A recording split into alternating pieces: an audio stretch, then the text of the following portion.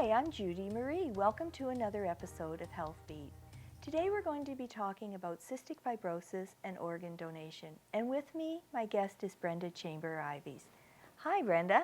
Hi, how are you? I'm great. Thank you so Excellent. much for joining us on Health Beat. Oh, thank you for having me today, Judy. I really appreciate it. That's great. So we're going to talk a little bit about cystic fibrosis. And when I was looking it up, I understand there's about 4,000 children and adolescents in Canada that have cystic fibrosis, and that it's a progressive genetic disease.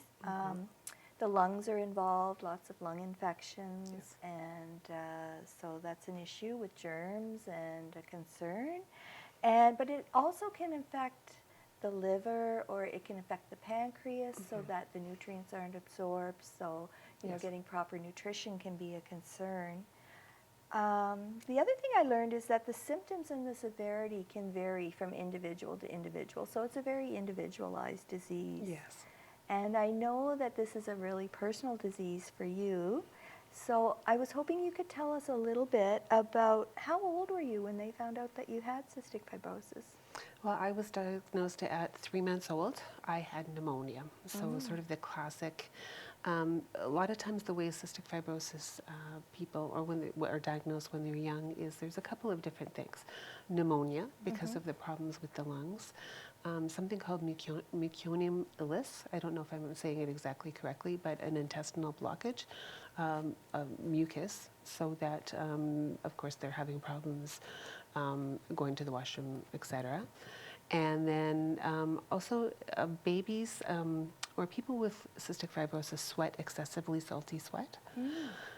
Just because of some of the basic defects of cystic fibrosis.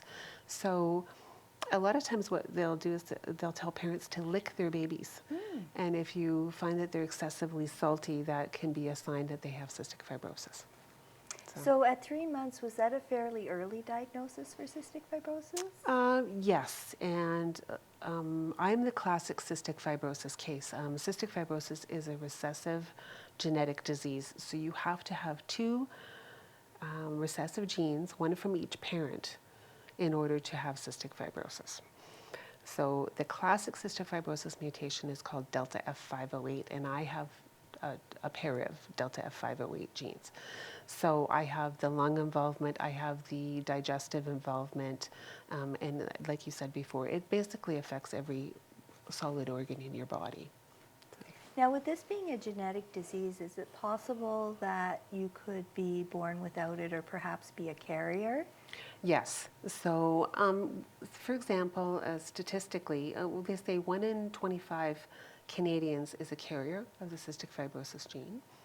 And if you take classic families, mother, fathers, let's say 4 children, that's a large family today, but we'll just use that for conversation. So if each parent, the mother and the father, both have the recessive gene, out of their 4 children, 1 would not be a carrier at all. They wouldn't have a recessive gene. 2 of the children would have 1 recessive gene each, and then the 4th child would have cystic fibrosis. And that's exactly what happened in my family. Oh, okay. Yes. So, but to actually get the disease, both parents would have to have one of the genes. Yes, and then the child would have to inherit both of the genes. recessive genes to be to have cystic fibrosis. Yes. Okay. Yes. So, what was it like growing up with cystic fibrosis? Well, it was my reality. I didn't know any different. So as far as I knew, I had a normal upbringing up until I went to school. But there was lots of pills involved. Because cystic fibrosis does affect the pancreas as well as, it's well known for the lung involvement. Right, right. But also the pancreas. So there can be a mucus blockage in between the bowel and the pancreas, or the pancreas so that the enzymes are not able to get through and help digest the food, or there can be, the pancreas might not be working at all. It just depends on what your level is. In my case, I had some function of the pancreas, but then I had to supplement that with digestive enzymes. So for every meal or everything that you eat, basically, you have to take pills along with it so that you're replacing the enzymes that your body would normally produce, and that mixes with your food and helps you digest the food and gain the nutrients out of the food. It's not 100% though. You still don't gain everything. It wouldn't be like, you eating your meal and you're getting everything out of it. So. Did you find it limited in any of your activities that you would have liked to participate in, or? Somewhat. I think my parents were fairly protective of me, so yes, it probably limited me in that sense. They did encourage me to be active though. Other than some of the things that you have to do, there's daily physiotherapy, there's daily inhaled medications. So those took priority, but then other than that, I was encouraged to go out and participate with other children, get involved in sports, do whatever I was physically capable of, for sure. And that's a good thing, because the more physically active you are, the better, of course. So it sounds like there's a lot of medications and a lot of treatments involved with having cystic fibrosis. Yes, and an interesting thing, and this was done away with many years ago, but when I was quite young, I used to have to sleep in what was called a mist tent. So it was actually like a plastic, clear, very heavy gauge plastic that was hung over the bed on a frame. And at the head of the bed was a device much like a humidifier that would pump humidified air into the tent. So the thought process was having that mist would help keep the secretions in the lungs, which were very thick and sticky, would help loosen them up and help you move them out. But you'd wake up drenched every morning, and my poor my poor parents would have to clean it every day. Right. So yeah, it was a lot of work. Were there any particular challenges that you found that you faced? Anything in particular, at school or just? Just with school, or or I personally, like. Yeah. Because CF was my reality, and my parents were so good about just, they basically told me, you're just like everybody else. You just have these extra things that you have to do. So for me, it wasn't, but externally, dealing with how people viewed you, as you got older, I think is where the issues started to come in, because of course kids can be mean. So there were things that got teased that I wasn't going to live, wasn't going to live until I was 19, or people would tease me about taking the pills. There's all sorts of different things like that. So I think basically because people might not have understood the things that I had to do, that's where the challenges came in. And educating people. There was one instance when we first moved here. I was in grade 1, and when my parents went to enroll me in school, the teacher didn't want me in her class because she thought I was mentally delayed. They did not understand what cystic fibrosis was. And this is a good point. We're going to take a short break, Brenda. Yeah. We're going to take a short break, and then please join us for more of Health Beat.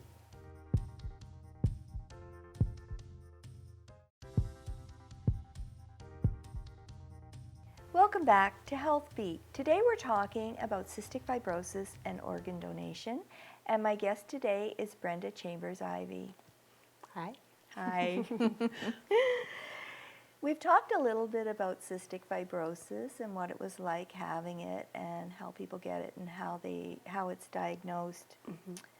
There's been a lot of tremendous advances in the care for cystic fibrosis over the years, and I understand that's impacted both on the length and the quality of life of people living with cystic fibrosis. Yes.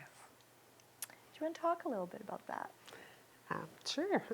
So when I was born in 1964. So back at that time, my life expectancy was 4 years old. So I will turn 55 this year. So yeah, that's pretty amazing in itself, considering. You're very young looking, 55. Well, thank you. Thank you. Yes, and actually the median age of survival for someone with cystic fibrosis born today is 53 years old. So that just shows you in itself how far things have come. What has increased the quality of life and the survival rate for people with cystic fibrosis is tremendous advances in medication, and the efficacy of that medication, the pancreatic enzymes, which we had talked about earlier as far as digesting food. Whereas, for example, when I was young, I used to have to take over 100 pills a day. Wow. So now I look at taking 1 or 2 pills with a meal. So those are almost like a Tylenol or something like that, where they're encapsulated. So they work much better than they used to. The inhaled medications that we take, or the bronchodilators that help keep the airways open, that help treat the infections in cystic fibrosis, the combinations of drugs that they use have come so far through all the research that's been done.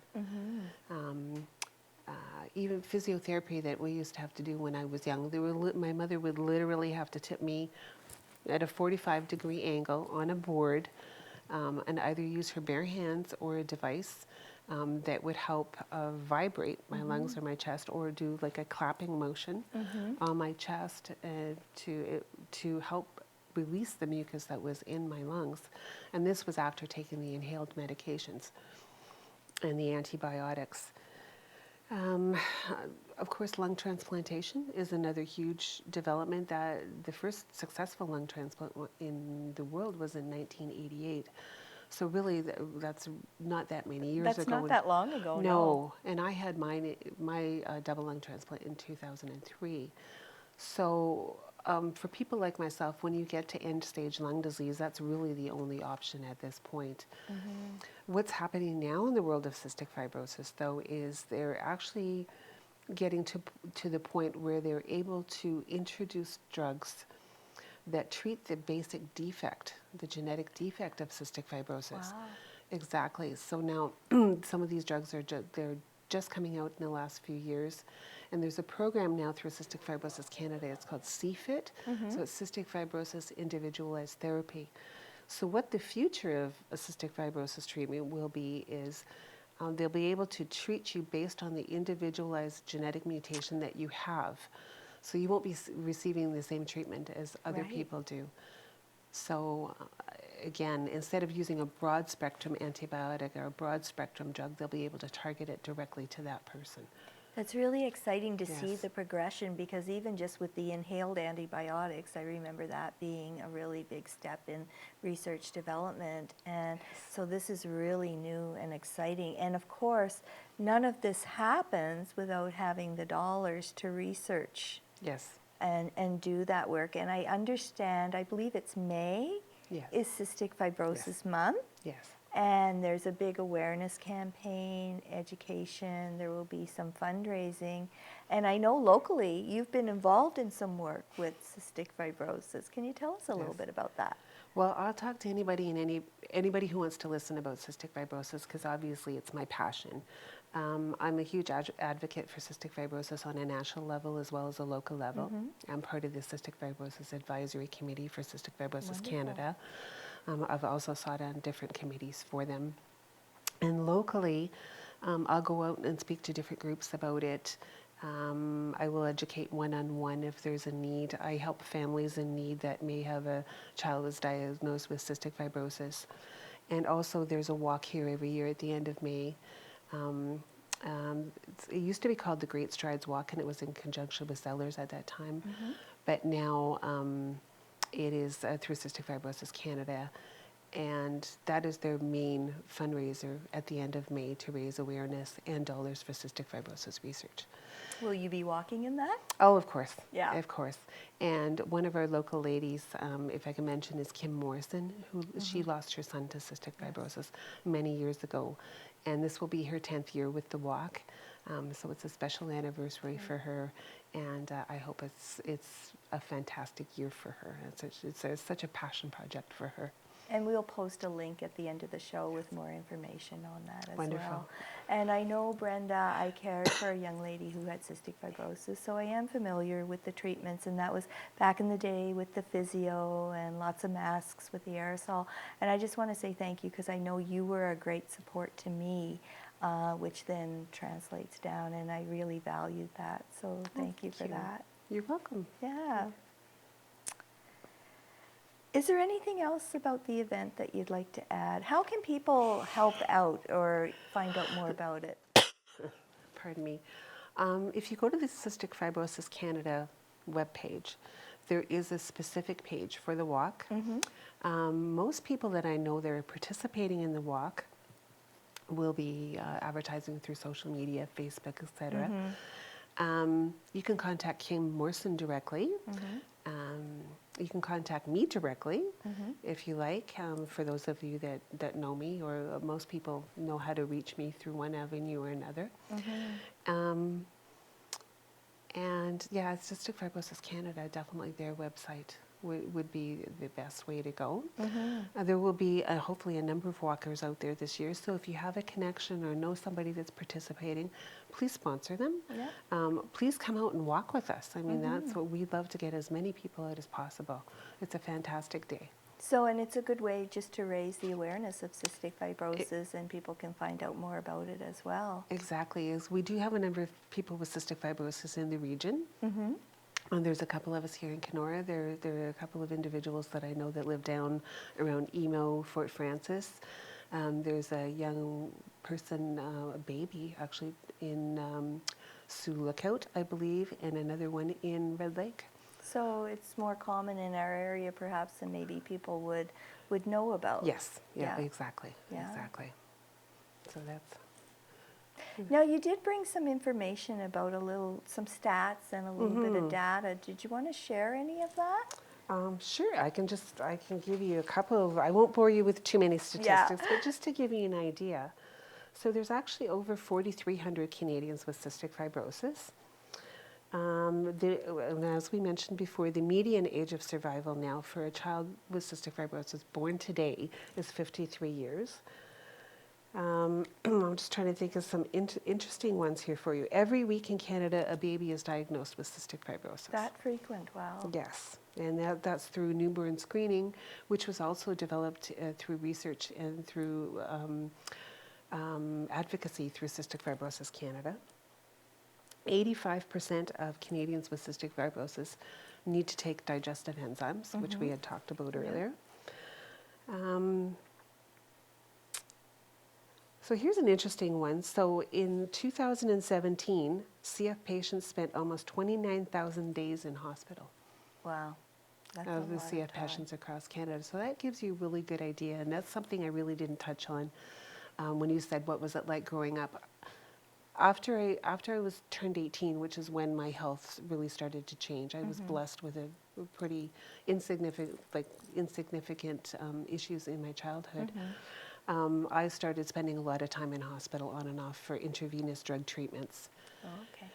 Physiotherapy, things like that, because that was the only way that they could really treat what was going on in the lungs at the time. So when we talk about how many hours people spend in the hospital, it's a very significant.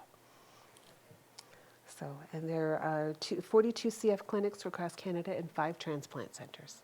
Wow. Yes. Yeah. So we're going to take a short break, Brenda, and when we come back, we'll talk a little bit about organ donation. Sounds good. We'll see you shortly after this break for more of Health Beat.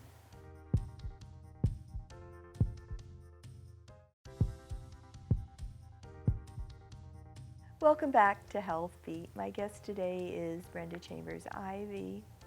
Welcome back, Brenda. Hi, Judy. Hi. So we've talked about cystic fibrosis, and we've talked about the advances in research. That's been very exciting. You shared some new knowledge there that I didn't know. I'd like to talk a little bit now about organ donation. Yes. Which is very important for people with cystic fibrosis and other chronic illnesses that sometimes that's their only life-saving measure. And so I understand that you have to register to be an organ donor. Yes. And that's something I can share a little bit about because I just recently did that. And it's something I've thought about for a long time. But I finally took that step for action, and it was very easy. I just went online. I needed my health care card and my date of birth, and it was done. Yes. And I felt good about it, and I don't know why I waited so long to do that. So it's very easy, and we'll post the link for that at the end of it. Excellent. I'd like to ask you, do you recall what it was like when you got the call that there was a match for you? Oh, yes. That was a day or an evening that I will never forget. It was July 27th, 2003. And we had gone to bed. It was 11:30 at night, and the phone rang, and we're kind of going. We didn't really think much of it because by that time I had been on the wait list almost 3 years. So really, it was kind of, we really didn't think much about it at that point in time. So when I answered the phone, it was the transplant center, and they had a set of lungs, and they told us, don't break any land speed records, but you've got to get to the hospital, as soon as possible. So, and this, I was talking to the lung transplant coordinator, who was like a second mom to me at that point. So once I took all this in, I promptly handed the phone to my husband, and I went to the bathroom and I threw up. Oh my goodness. Nerves or whatever. Yeah. And then I took my breathing treatments that I needed to take, and then we were already set to go, because you have to have a bag packed. You have to Okay. be ready to go at a moment's notice. And off we went to Winnipeg, and I had my transplant the next morning. Wow, that's really quick. It is very quick. It happens. Lungs have a very short shelf life, so to speak, after they're harvested from the donor. So they have to be transplanted within a very short amount of time. So you really do have to move quickly. And that was a life-changing phone call for you. Totally life-changing phone call for me. Yes, definitely. I just realized here that in Ontario there are over 1,500 people waiting for an organ transplant, Yes. and that generally it's about one person every 3 days who will pass on due to the lack of organs that are available. And like you said earlier, for many people, this is their only option Yes. for treatment. Yes. The organ donation program in Ontario, I know some people may be concerned and say, well, now that I've signed up, will they call me and say I need a kidney or something? And I know that it's managed by the Trillium Gift of Life Network, Correct. and that all information is confidential when Oh, people yes. call and they register. And it's stored with the Ministry of Health and Long-Term Care in their database, and only shared with Trillium when there's a need and when they find that there's a match that comes up. And it's only after all life-saving measures have been gone through for Yes. the potential donor, and that it's done very respectfully, and there's a team and lots of support for the families. What are some top tips that it's really important for people to know when they become an organ donor? Oh gosh, so when you become an organ donor, of course, taking that step to become an organ donor, taking that step to get registered, and as you said, it's very simple once you make that decision. Service Ontario, I guess, is another avenue that you can go through to make sure, or they can guide you through becoming an organ donor. Once you've taken that step, it's very critically important that you let your loved ones know that your wish is to be an organ donor. Because even though you take that step to become an organ donor, at the time, if you, for some unforeseen reason, you do pass away before your loved ones, and your loved ones have to make that decision, you've already made that decision for them, that you want to be an organ donor. But they have to know, because if they don't know what your wishes are, they can veto those wishes. So that's a really important piece of information to share with our viewers. Very important, and it's such an emotional time for people. I mean, having to deal with the death of a loved one is probably one of the most painful things you'll ever go through. So the last thing that you want to be thinking about is when a doctor comes and approaches you, or a nurse approaches you about organ donation. If that's already done and already taken care of, then that's one less thing or one less burden for that family to have to deal with. The other thing I realized too, that when I signed up, is even if you sign a donor card, you still have to go online and ensure that you're registered with the database. Correct. That is correct.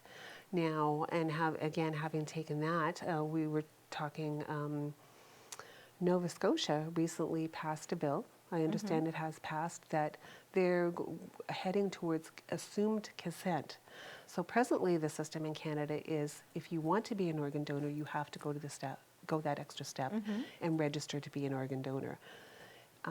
In Nova Scotia now, what they're heading for is everyone is considered an organ donor unless you take the step to say that you do not want to be. So I'm hoping this is going to catch fire and spread across Canada, so to speak, because there are so many people on the wait list and so many people with end-stage disease that, again, have no other choice but to wait for an organ. And I have a very interesting story that we had talked about earlier. When it came to me and organ donation, when I first started dating my husband, first started dating, I'm going, okay, this could be very well be in my future. And on the nature of things, there happened to be a show on lung transplantation and cystic fibrosis that night. So instead of getting together that night, I said, oh no, I want you to go home and I want you to watch this program by yourself.